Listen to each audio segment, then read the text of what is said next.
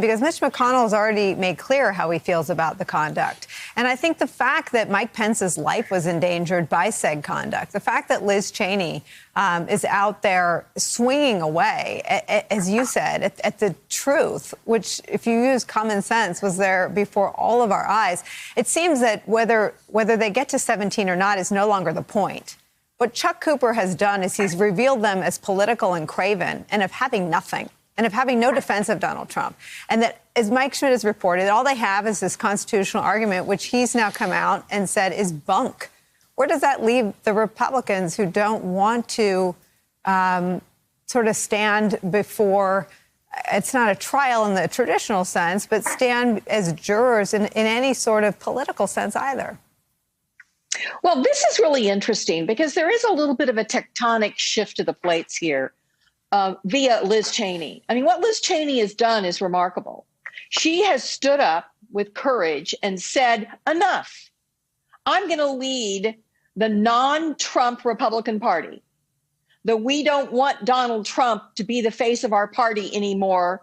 This is what I'm doing. Now, will anyone else besides Mitt Romney join her? There were people that were defending her in the Senate. But what Mike said and what Dan said is right. This is just a fig leaf, this argument that they have no jurisdiction over a president who's left office. It is a fig leaf. It is what they're most comfortable doing. Their muscle memory for the last 4 years is to hide under the desk. Well, this gives them a way to hide under the desk. They do not have to say that what Donald Trump did was despicable, of some kind of accountability. They can just, hang their hat on this technicality. Now, interesting, I'm told that they're going to vote again on whether or not to proceed is constitutional. The first vote was a procedural vote as to whether or not it should be debated, and it was to table the debate.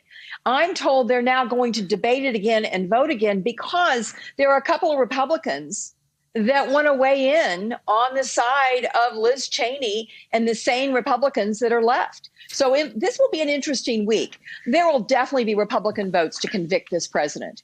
How many there'll be, I think still we don't know. I'm not optimistic they get to 17, but I think they're going to definitely have more than one.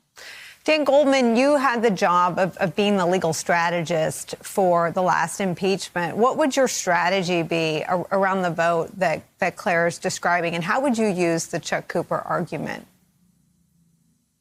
I think you are going to see quotes of that Chuck Cooper op-ed over and over and over again. It's a very persuasive argument. And then what you can do, and what I would do, is layer on top of it, because that argument stands for any impeachment that would occur after someone has left office. But here we actually have an impeachment that occurred while Donald Trump was in office. We have effectively the indictment before the statute of limitations. Trials happen in courtrooms all across the land long after the statute of limitations. And that's exactly the analogy here. So it's an even stronger argument that Chuck Cooper has. But I think we're going to see a couple hours of debate on each side on this issue tomorrow. And I expect that the House managers, particularly Jamie Raskin, who's a constitutional law scholar, are going to hammer home the insanity that this argument would bring if taken to its logical conclusions. I think Chuck Cooper did a good job. Claire explained it earlier.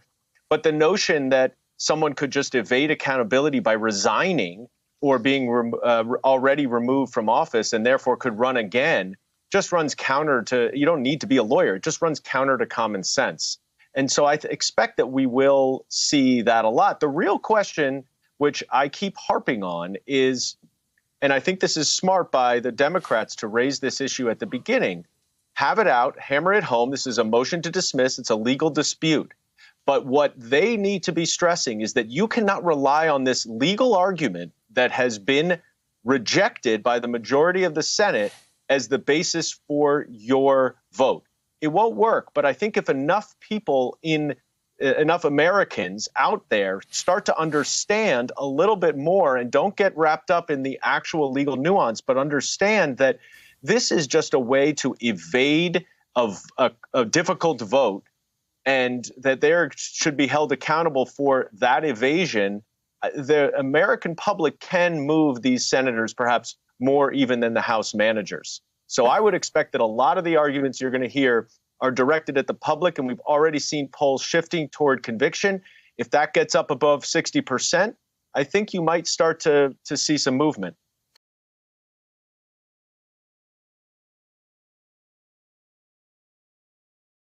Hey, thanks for watching our YouTube channel. You should know that you can follow today's top stories and breaking news and catch up on your favorite MSNBC shows all in one place. Download the NBC News app today.